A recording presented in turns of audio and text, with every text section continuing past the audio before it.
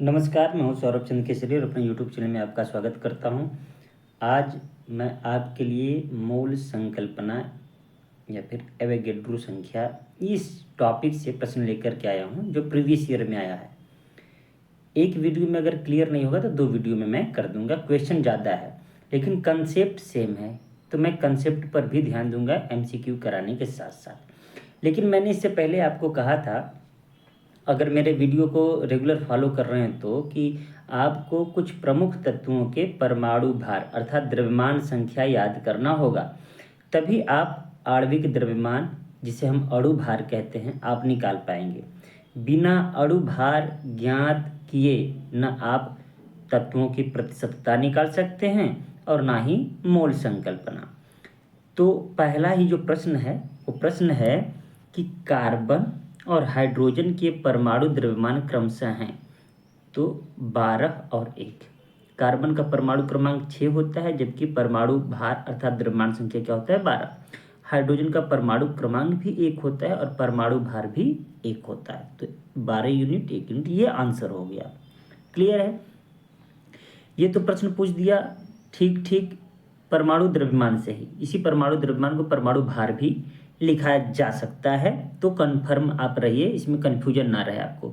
अब मैं आपको सिखाता हूँ मोल संकल्पना से कैसे प्रश्न पूछता है और एवोगैड्रो संख्या क्या होता है उससे कैसे प्रश्न पूछता है। ये मोल संकल्पना एवोगैड्रो से संबंधित है। एवोगैड्रो एक नंबर होता है, उसको आपको रट लेना है, याद रखना है, ठीक है। तो मैं इसको क्या करता हूँ, थोड़ा मिटा करके आपको समझाने का प्रयास करता हूँ, ठीक है। तो देखिएगा, बस ये जो कंसेप्ट है उसको आप सीख लीजिएगा और राइट डाउन करिएगा। उसके बाद में हम लोग पूरा का पूरा चैप्टर क्या करेंगे, क्लियर कर देंगे, कोई दिक्कत वाली बात नहीं होगी। अब क्या करते हैं, बस आपको सीखना है, ठीक है। देखिए, मोल निकालने के लिए क्या नियम है। मोल को हम किससे डिनोट करते हैं, एन से, बस ध्यान रखिएगा। जहाँ मैं पहले लिख भी देता हूँ ताकि आपको डाउट ना हो, ठीक है ना। मोल मतलब हम लोग एन से डिनोट कर देंगे मेरे भाई। मोल 3 तरीके से निकाले जा सकते हैं। पहला तरीका होता है कि उस पदार्थ की मात्रा कितनी है। मात्रा मतलब समझते हैं, द्रव्यमान, ठीक है ना। मात्रा का मतलब हमने क्या कहा, द्रव्यमान, वो भी किसमें, ग्राम में, ठीक है। इसको हम डब्ल्यू से डिनोट करते हैं। और ये किस में रहना चाहिए मेरे भाई, तो आप कहेंगे सर ग्राम में रहना चाहिए। मात्रा बटे अणु भार, अणु भार मतलब वही आणविक द्रव्यमान, ठीक है। अणु भार, इसको हम किससे डिनोट करते हैं, एम से। क्लियर है?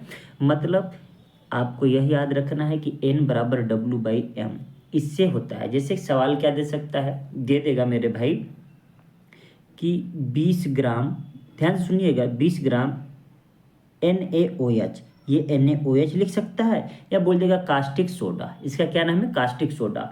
मैं एक वीडियो थियरी का जो होगा, मैं सोच रहा हूँ कि प्रमुख प्रमुख सूत्रों का ले लूँ जो मेरे माइंड में है कि ये परीक्षा में पूछता है, उस सूत्रों का नाम, ठीक है ना, और वो सूत्र क्या होते हैं और सूत्र कैसे लिखते हैं, मैं उस पर एक वीडियो आपको बनाऊंगा, ठीक है ना।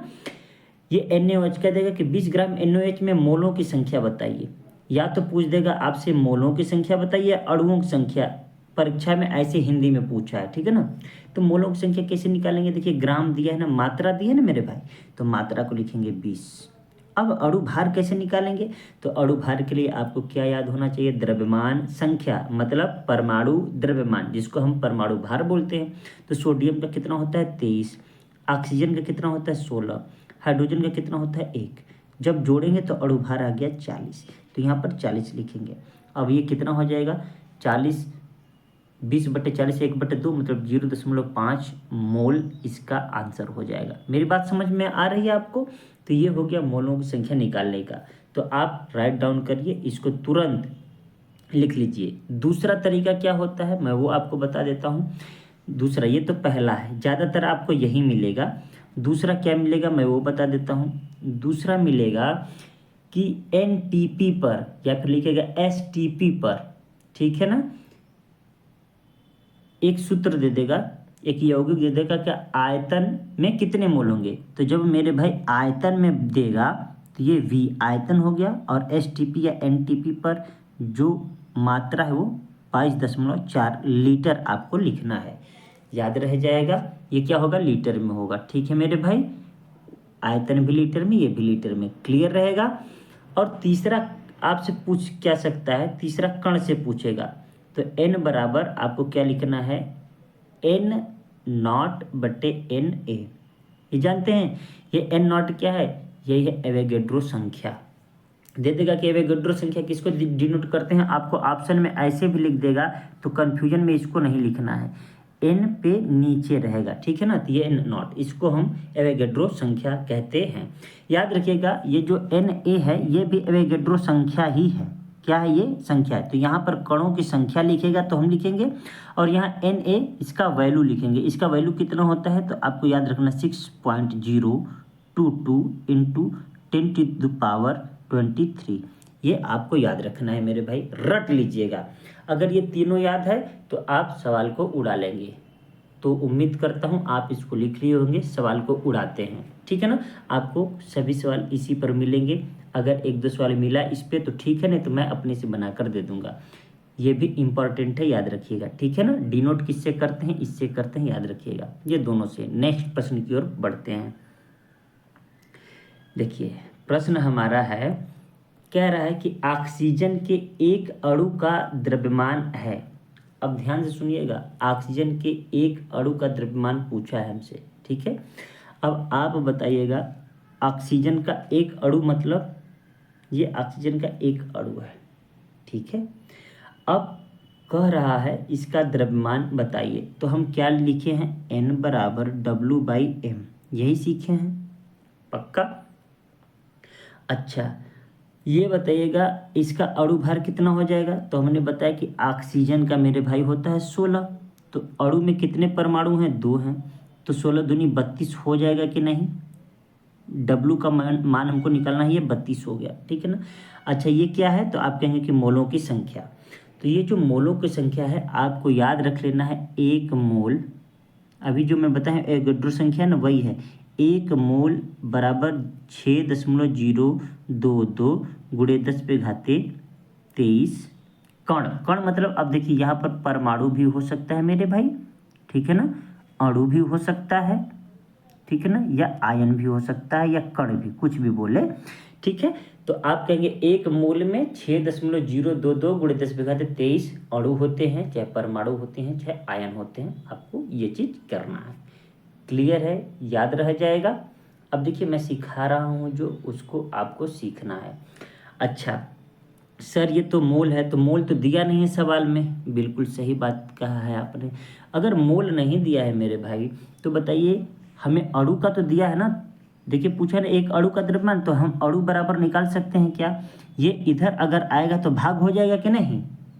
बात को समझिएगा, मैं इसको अगर मिटा करके करूं तो देखिएगा मैं इसको मिटा रहा हूं। ठीक है, देखिए सीखना है, ठीक है, इसलिए हमको हमेशा इस बात का ध्यान रखना है कि टाइम लगे कोई फर्क नहीं पड़ता। ठीक है, अब देखिए मैं कह रहा हूँ मेरे भाई कि ये 1 मोल जो है हमने लिखा है, मोल, मोल तो दिया नहीं है सवाल में, लेकिन हमने अपने मन से 1 मोल बराबर हमने यहाँ पर 32 लिख लिया था, क्योंकि O2 ऑक्सीजन का एक अणु यही होता है। इतना आपको आना चाहिए। मैं अभी भी सिखाऊंगा अणु परमाणु फिर से एक वीडियो बना करके, ताकि आपको डाउट नहीं रहेगा। फिलहाल ये जो सिखा रहा हूँ उसको सीख लीजिए। तो अब आप बताइए ना, मैं अगर इसको लिखूँ, इस वाले चीज़ को लिखूँ, तो ये इधर जाएगा तो भाग हो जाएगा कि नहीं। जैसे देखिएगा मैं यहाँ लिख रहा हूँ 1 मोल में, ठीक है ना, 6.022 गुणे 10⁻23 अणु है। ठीक है मेरे भाई, अणु। तो अब बताइए एक अणु में कितना मोल हो जाएगा। हम अणु में अगर 1 करेंगे तो ये इधर आएगा तो भाग हो जाएगा। तो 1 मोल की जगह 6/6.22 गुणे 10⁻23 लिख सकते हैं कि नहीं।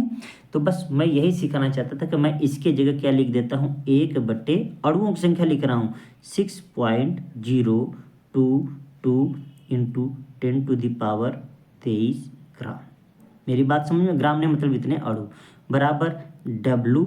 अब देखिए 32 मेरे भाई यहाँ मैं जो लिखा हूँ ये इधर जाएगा तो यहाँ पर हो जाएगा कि नहीं, गुणा 32 से कम 32। बात समझ में आ रही है, क्लियर है क्या इतना। अब हम इसको हल कर देंगे, मतलब अब मैं इस 32 को यहाँ लिख दे रहा हूँ, समझिएगा, ठीक है, क्योंकि जगह नहीं है, समझा रहा हूँ यहीं पर।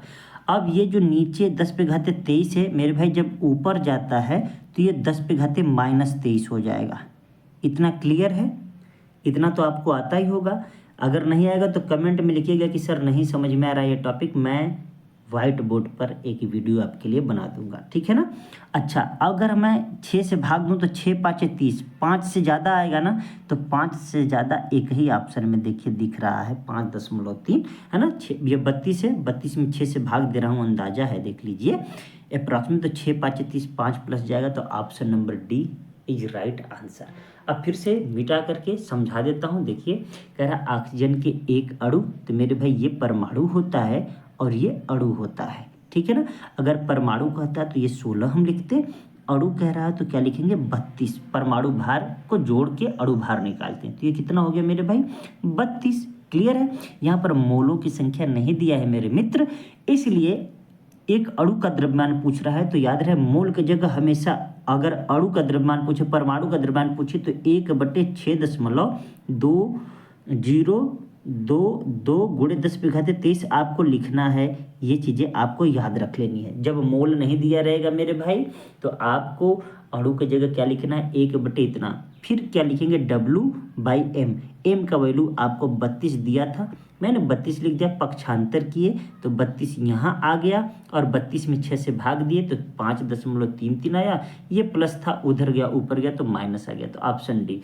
उम्मीद करता हूँ समझ में आ गया होगा। नेक्स्ट प्रश्न की ओर बढ़ते हैं। अब देखिए, अब आप सवाल आसानी से लगा लेंगे। देखिए मैग्नीशियम, तो मैग्नीशियम को किससे दिखाते हैं मेरे भाई, आपका आंसर Mg से, ठीक है। मैग्नीशियम के 144 ग्राम में, तो इसका ये W का मान दिया, ग्राम जहाँ दिया क्या दे दिया, W का मान दे दिया, मतलब मात्रा दे दिया। क्या दे दिया, ये मात्रा दे दिया ना, ग्राम दे दिया, तो पहचानने का तरीका यही है। में ग्राम परमाणु मौजूद होते हैं, कितने ग्राम परमाणु मौजूद होते हैं, तो मेरे भाई हम N बराबर W का मान कितना है, आप कहेंगे सर 144 है। अच्छा, Mg का कितना होता है, तो 24 होता है। क्या होता है 24 से भाग दे दीजिएगा, कितना आ जाएगा 24 छक्का 144, 6 आंसर हो जाएगा। बात समझ में आया? अब आप कहेंगे सर यहाँ तो मोलों की संख्या नहीं दी, बिल्कुल सही कहा, यहाँ पर ग्राम परमाणु दिया है कि नहीं दिया है। ग्राम परमाणु दे दे, कभी कभी आपको मोलों की जगह अणु दे दे, ठीक है ना, तो उसको आपको याद रखना है N बराबर W/m से निकल जाएगा। M क्या है, आप कहेंगे सर M अणु भार है। अणु भार कैसे निकालते हैं, परमाणु भारों का योगफल, जिसे हम द्रव्यमान संख्या कहते हैं, द्रव्यमान संख्या का योगफल से अणु भार अथवा आणविक द्रव्यमान निकलता है।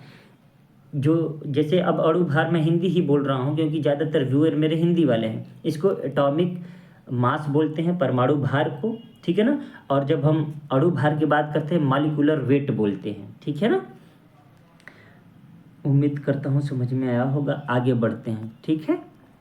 नेक्स्ट प्रश्न है हमारा, कह रहा है कि 273 केल्विन पर 1 डेकामीटर घन मीटर क्षमता के पात्र में दी गई क्लोरीन की कौन सी मात्रा न्यूनतम दाब डालेगी।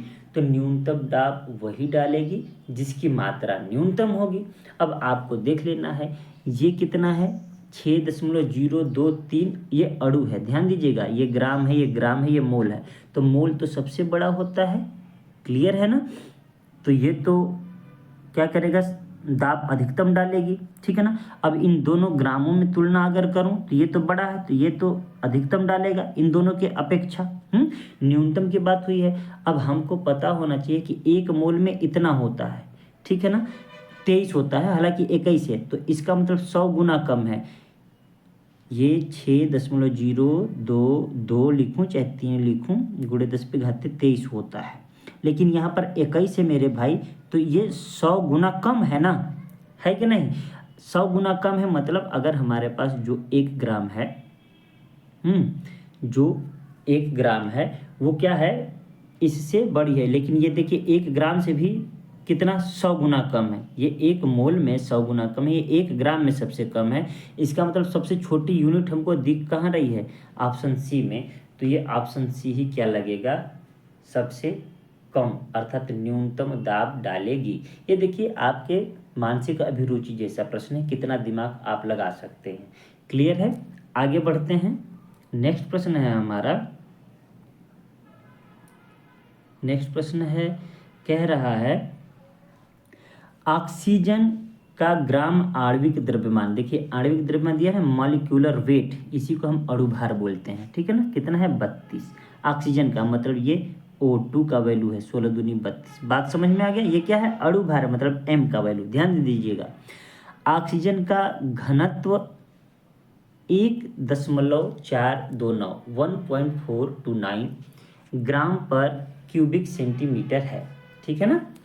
ऑक्सीजन का ग्राम आणविक आयतन, ध्यान दीजिएगा कि ये आयतन पूछा है, ठीक है, क्या होगा। तो हमने एक बार आपको बताया था कि जब हम आयतन निकालते हैं तो ये क्या निकालते हैं? आयतन मतलब volume equal to mass upon density, मतलब आयतन बराबर द्रव्यमान बटे घनत्व। ये आप पढ़े हैं, फिजिक्स में भी पढ़े हैं, ठीक है ना। अब आपसे पूछा है आणविक आयतन, तो मेरे भाई आपका द्रव्यमान यहाँ दे दिया है 32 ग्राम, ठीक है ना, ग्राम दिया है तो हमने आणविक द्रव्यमान लिख दिया। घनत्व कितना दिया है? 14, मतलब 1.429। अब भाग करिए, जो आएगा आपका आंसर हो जाएगा। अब देखिए तरीका क्या है, ये लगभग 1.5 के लगभग है और ये 32 है, तो अगर इससे भाग देंगे तो ये तो आएगा नहीं और 32 भी नहीं आएगा, क्योंकि केवल एक तो है नहीं और एक तो कभी आएगा ही नहीं, एक ही बच्चा ऑप्शन ए। भाग देने का तरीका क्या है? मैं ऐसे ही करता हूँ। देखिए 1.5 होता तो 20, 1.5 है 30, 20 से तो ऊपर ही नंबर आएगा, तो 20 से ज़्यादा यही है, बाकी सब 20 से कम है या तो 32 से बहुत ज़्यादा, ठीक है। तो option A is right answer. अब भाग देने मत लगेगा, सवाल हल करने का तरीका क्या है, चाहे मैथ पढ़िए चाहे फिजिक्स केमिस्ट्री, 80:20 का माइंड लगाया करिए। 80% आपका दिमाग क्वेश्चन पर होना चाहिए और 20% आपका दिमाग ऑप्शन पर होना चाहिए। क्लियर है ना? उम्मीद करता हूँ ये भी प्रश्न आपको आ गया होगा। अब नहीं, अगर नया है आपके लिए तो याद रखिएगा, आयतन बराबर द्रव्यमान बटे घनत्व होता है। अगर घनत्व बराबर पूछ दे, द्रव्यमान बराबर पूछ दे तो क्या करेंगे? द्रव्यमान बराबर आयतन गुणे घनत्व, ठीक है ना। यहाँ आंसर ऑप्शन ए हो गया। नेक्स्ट प्रश्न है हमारा, नेक्स्ट प्रश्न है 86 नंबर का, कह रहा है निम्नलिखित में से किसका द्रव्यमान सबसे अधिक होगा। अब देखिए इसमें पूछा है द्रव्यमान सबसे अधिक किसका होगा, ठीक है। देखिए कार्बन के इतने परमाणु में 1022 परमाणु में, और हमें पता है 1 मोल में कितने परमाणु होते हैं। अगर मैं 1 मोल लिख दूं पूरा, ठीक है, 1 मोल लिख देता हूँ। 1 मोल में कितना होता है? तो आप कहेंगे 6.022 गुणे 10⁻23 परमाणु होता है, जबकि ये बहुत कम परमाणु है ना। 10⁻23 मतलब समझते हैं 10 पे 23 जीरो, 1 पे 23 जीरो, और ये 1022 की ही बात कर रहा है, तो इसका द्रव्यमान तो बहुत कम होगा।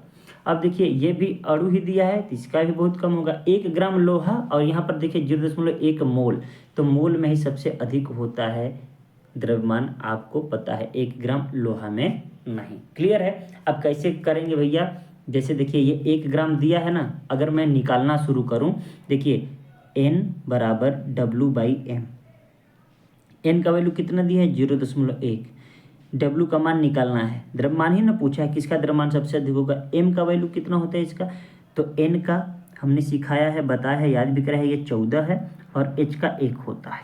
1 कितनी बार है? तो कहेंगे 3 बार, तो 3 ये हो गया और 14 3 17, तो ये 17 हो गया। 17 एकम 17 है, 1.7 ग्राम। अब आप बताइए 1.7 ग्राम ज़्यादा है कि 1 ग्राम लोहा ज़्यादा है? तो कहेंगे कि 1.7 ग्राम ज़्यादा है, इसलिए हमने ऑप्शन डी मारा। अगर ये 2 ग्राम होता तो पक्का है कि इसका वजन ज़्यादा होता। क्लियर है?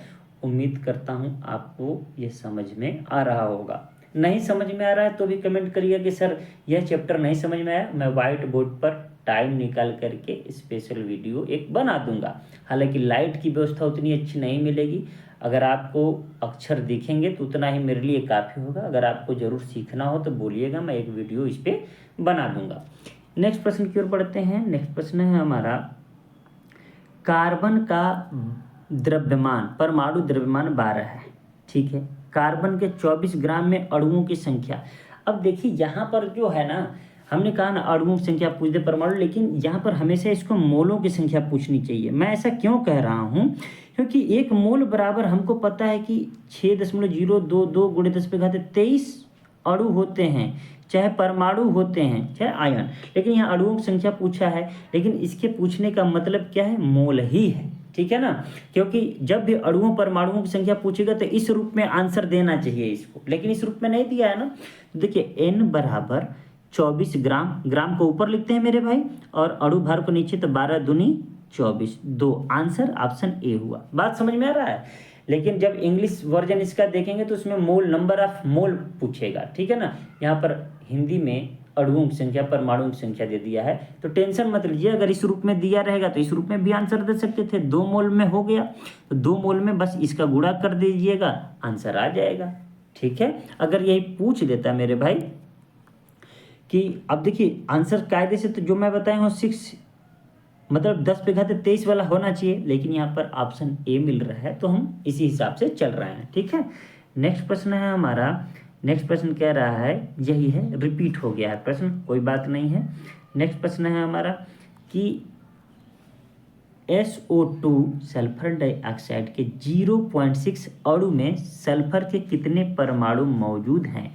अब यहाँ पर देखिए जो दिया है ना अणु, बार बार मोल को ये अणु लिख रहा है, जबकि दोनों अलग है, हैं क्या है, दोनों अलग है। इंग्लिश वाला देखेंगे तो नंबर्स ऑफ मोल देगा, ठीक है ना। पूछेगा how many atoms are there in 0.6 molecule of SO2, English में ऐसे देगा, ठीक है ना। तो हम फिलहाल मोल बराबर अणु मानकर चल रहे हैं इस सवाल के अनुसार, ठीक है ना। परमाणु मौजूद है पूछा है ना मेरे भाई, तो हम क्या करेंगे, सबसे पहले हमको पता है कि N = W/M। ये बार बार लिखने की जरूरत नहीं है, पहली बार पढ़ रहे हैं आप इसलिए मैं लिख रहा हूँ। तो N की जगह हमको क्या लिखना है मेरे भाई, तो कहेंगे 0.6, तो लीजिए हम 0.6 लिख दिए। W की जगह क्या लिखना है, कुछ नहीं सर पता ही नहीं है। अच्छा कोई बात नहीं है, पता नहीं है तो हमें ये सब लिखने की ज़रूरत ही नहीं है। क्यों, क्योंकि ये दे दिया है 0.6, तो झंझट ही खत्म हो गया है। 0.6 दिया है, हमको पता है एक मोल में 6.022 × 10⁻23 होता है, ठीक है। तो हमें हमारे पास कितना मोल है, 0.6 मोल है, तो बस मेरे भाई 0.6 मोल में कितना हो जाएगा, बस गुणा कर दीजिए 0.6 का किसमें, 6.022 × 10⁻23 में गुणा कर दीजिए। तो अब गुणा करेंगे 6 दूना 12, ठीक है ना, 6 दूना 12 1 13, ठीक है, 6 6 का 36, ठीक है मेरे भाई।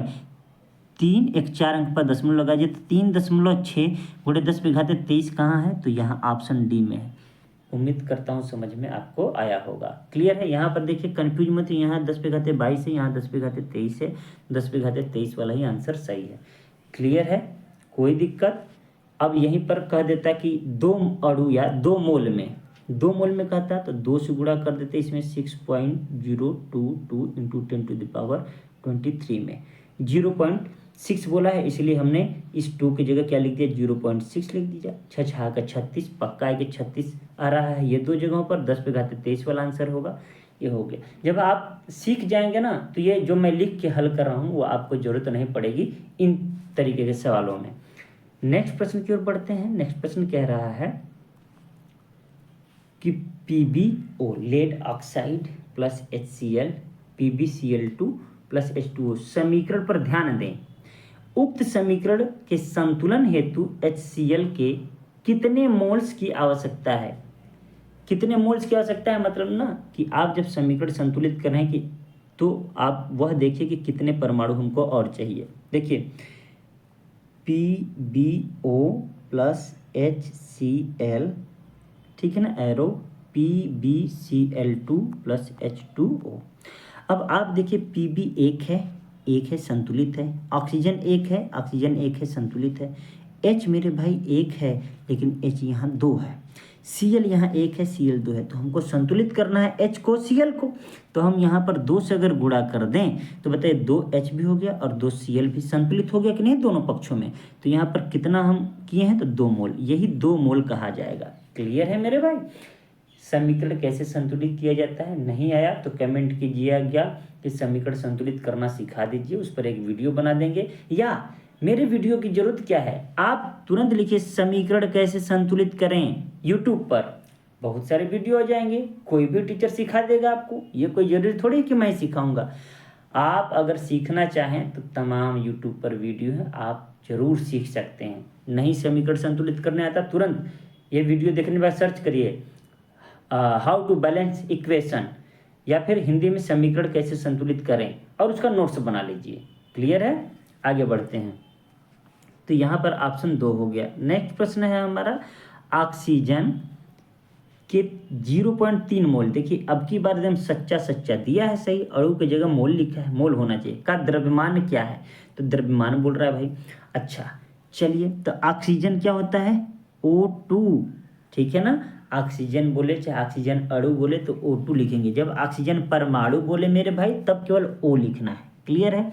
अच्छा, अब क्या बार बार ये n बराबर W/m लिखना पड़ेगा क्या, नहीं। अब n के जगह 0.3 लिख दिया, मोल दिया है इसलिए लिख दिया, बराबर। हमें पूछा है द्रव्यमान, पूछा है ना, मैंने W लिख दिया।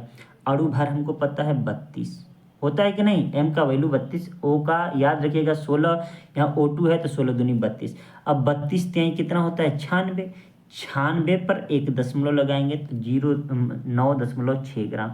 Option number B is right answer. किसी को कोई दिक्कत, कोई तकलीफ, उम्मीद करता हूँ अब मज़ा आ रहा होगा और समझ में आपको आ रहा होगा। नेक्स्ट प्रश्न की ओर बढ़ते हैं। नेक्स्ट प्रश्न है कि 90 ग्राम पानी में मोलों की संख्या, तो ये आपके लिए होमवर्क है मेरे भाई। और होमवर्क जब करिए आप तो ऐसे लिखिए 91 का होमवर्क सर इतना है, उसका आंसर लिख दीजिए, ठीक है ना। या फिर लिखिए हाँ 91 का होमवर्क सर ये है, ऐसे करके लिखेंगे ना तो हमको देखने में आनंद आता है, समझ जाते हैं कि ये है। अब केवल डायरेक्ट आंसर लिखेंगे तो किसका आंसर लिखे हैं समझ में नहीं आता है, ठीक है ना। तो आपको पानी का सूत्र क्या होता है, H2O। मैं आपके हिंट के लिए इतना लिख दिया मेरे भाई। अब 90 ग्राम, इसमें W का वैल्यू दे दिया है और M का वैल्यू आप निकाल सकते हैं, N का वैल्यू निकालना है। तो होमवर्क नंबर 1 है 91 का, ठीक है। नेक्स्ट प्रश्न है कि कार्बन डाइऑक्साइड मतलब CO2, ठीक है ना। कार्बन डाई माने 2, ऑक्साइड माने O के 1 मोल में होते हैं। और हमने बताया दुनिया का कोई भी यौगिक हो, कुछ भी हो, कार्बन डाइऑक्साइड हो, ऑक्सीजन हो, चाहे मेथेन हो, चाहे जल हो, चाहे शुगर हो, चाहे ग्लूकोज हो, कुछ भी हो, कह दे उसके 1 मोल में कितना है। तो मैंने बताया ना रटा 1 मोल में क्या होता है, तो आप कहेंगे सर 6.022 इंटू 10⁻23 परमाणु, अणु, कुछ भी बोल सकता है, ठीक है ना। तो अब देखिए कहाँ ये चीज़ है, तो ऑप्शन सी में है। कार्बन डाइऑक्साइड के 6.022 गुणे 10⁻23 अणु। क्लियर है मेरे भाई। यहाँ केवल 6 दिया है तो गलत हो गया, 22 ग्राम दिया है गलत हो गया, याद रहेगा ना। अब देखिए आप कहेंगे कि हमें 1 मोल में कहा है तो हमने 1 मोल का ही जवाब दिया है। अब यहाँ 22 ग्राम दिया है।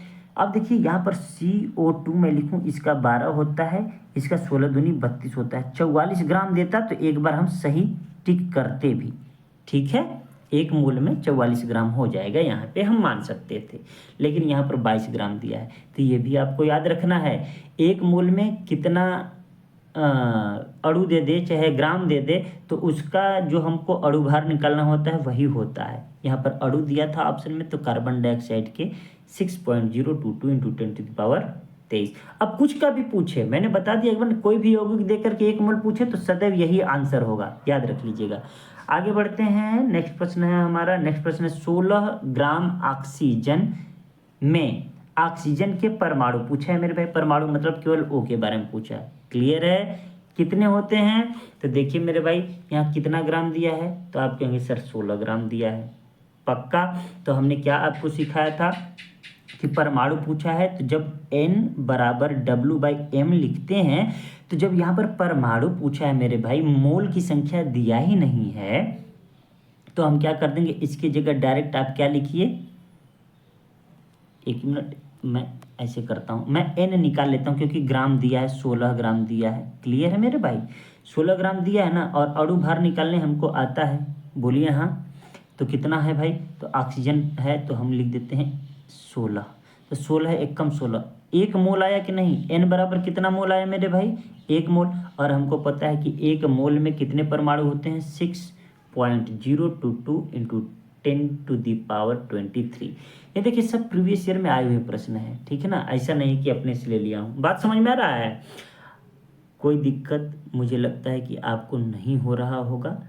उम्मीद करता हूँ आप 100% समझ में आ रहा होगा आपको, आप समझ रहे होंगे, ठीक है। यहाँ पर 16 ग्राम दिया था ऑक्सीजन में, ऑक्सीजन परमाणु पूछा था। ऑक्सीजन को हमने क्या कर दिया कि परमाणु का, ऑक्सीजन का परमाणु भार 16 होता है। जब O2 रहता है तो 32 लेते हैं, ठीक है ना। अगर यही अणु पूछता है मेरे भाई तो हम 32 लिखते। अब 32 लिखते तो इसका वैल्यू आता है 0.5 मोल। तो इस 0.5 मोल का गुणा हम 6.022 इंटू 10⁻23 में करते, फिर उसके हिसाब से आंसर देते। मतलब यहाँ पर इसका आधा कर देते, 3.011 आ जाता आंसर, लगभग जो भी आए, ठीक है।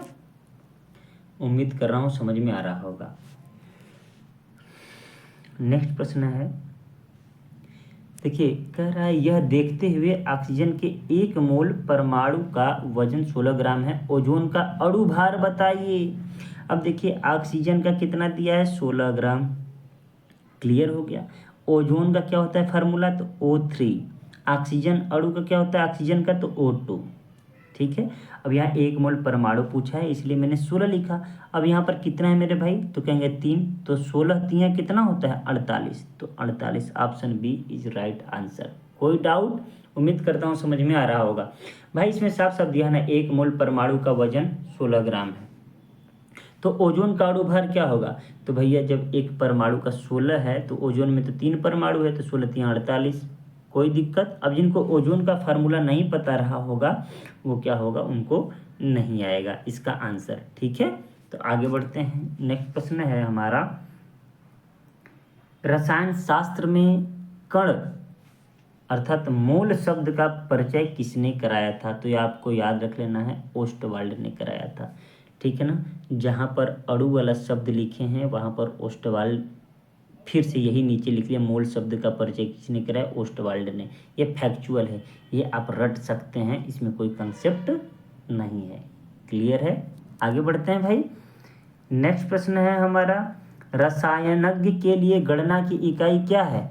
तो भाई मोल है, याद रखिएगा। जब हम मूल मात्रक और मूल राशि पढ़ते हैं, मूल राशि और मूल मात्रक, तो उस मात्रक में आपने एक पढ़ा होगा मूल राशि पदार्थ की आणविक मात्रा, और मात्रक पढ़े होंगे मोल। इसी मोल का प्रयोग रसायन में किया जाता है। रसायन विज्ञान में जो रसायनज्ञ होते हैं मोल का प्रयोग करते हैं, याद रहना चाहिए, ठीक है।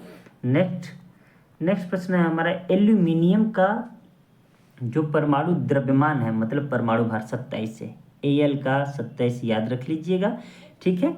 एल्यूमिनियम के 54 ग्राम में अणुओं की संख्या, वही अणुओं की संख्या देखिए दे रहा है जब, तो आपको तो हमने बताया ना ये वाला आंसर देना चाहिए, ऐसा ऑप्शन, लेकिन नहीं दिया है। इसका मतलब यह क्या पूछना चाह रहा है आपसे? मोल की संख्या पूछना चाह रहा है। आपको ऑप्शन देख करके भी दिमाग लगाना है, क्योंकि ये रेलवे वाले चाहे SSC वाले ऐसा पेपर बनाएंगे, आपको हिंदी वालों के लिए ज़्यादा दिक्कत है। अगर ये इंग्लिश देखेंगे तो लिखेगा नंबर्स ऑफ मोल्स, ठीक है, तो समझ जाइएगा।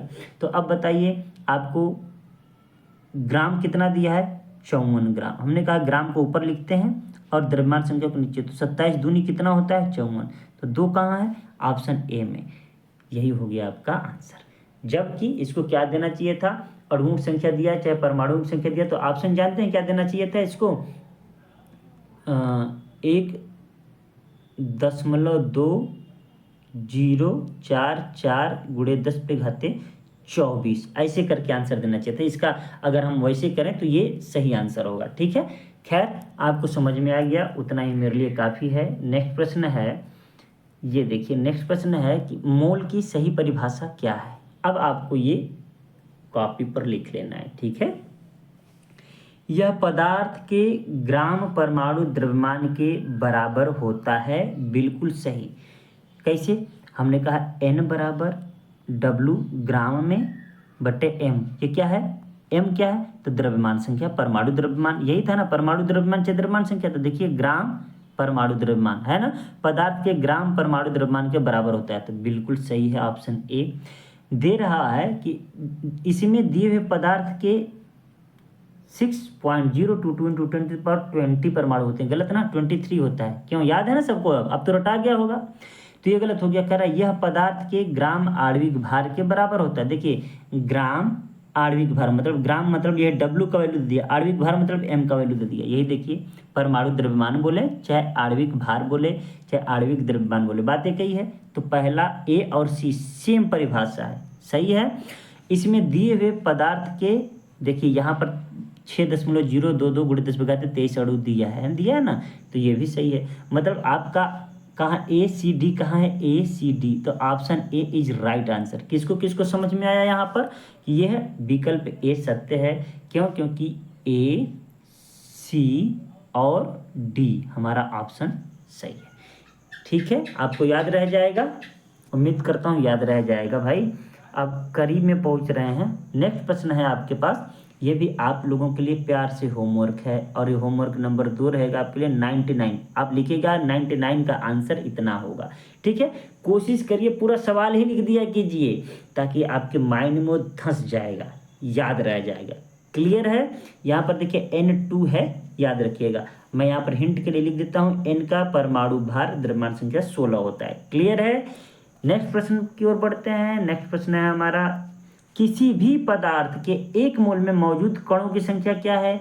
तो अब तो ये नहीं बताऊंगा भाई, अब होमवर्क लिखूं या फिर ना लिखूं ये तो आप में अब रटा गया है, ये 100 का है। ठीक है, हमने कहा दुनिया का कोई भी पदार्थ हो, कोई भी यौगिक हो, उसके 1 मोल में हमेशा सेम ही मौजूद रहेंगे अणु, परमाणु, कण, आयन। ठीक है, नेक्स्ट प्रश्न है। नेक्स्ट प्रश्न कह रहा है किसी पदार्थ के 1 मोल में मौजूद परमाणुओं या अणुओं या आयनों की संख्या को कहा जाता है? तो एवोगैड्रो संख्या कहा जाता है।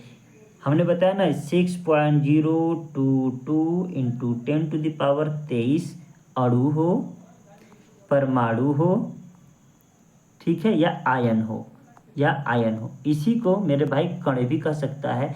तो यह क्या होता है? एवोगैड्रो संख्या N0। ठीक है ना, कहीं इसको Na ये दोनों ही दिखा सकते हैं। ठीक है ना, तो N0 मतलब एवोगैड्रो संख्या बराबर इतना होता है। यही एवोगैड्रो संख्या क्या होता है? 1 मोल होता है। क्या होता है मेरे भाई? 1 मोल। इसलिए बार बार कहते हैं कि 1 मोल में इतना होता है। क्लियर रहेगा? कभी पूछ दे एवोगैड्रो संख्या किसे दिखाते हैं, तो N0 याद रखिए, N पे नीचे 0। ठीक है ना, अगर ये ऑप्शन नहीं रहा तो Na। ठीक है मेरे भाई, आगे बढ़ते हैं। आज का अंतिम प्रश्न, हालांकि इसके बाद भी प्रश्न है, मैं उसको भी करा दूंगा। ठीक है ना, 90 ग्राम पानी में मौजूद मोलों की संख्या, तो आपको होमवर्क नंबर ये 102। अब जितना भी प्रश्न मिलेगा ना सब इसी टाइप के हैं। ठीक है, तो अगर मूड करेगा, देखूंगा कुछ नया है तो कराऊंगा, वरना छोड़ दूंगा इसी वीडियो तक। ठीक है, तो आज के लिए इतना ही, मिलते हैं नेक्स्ट वीडियो में, तब तक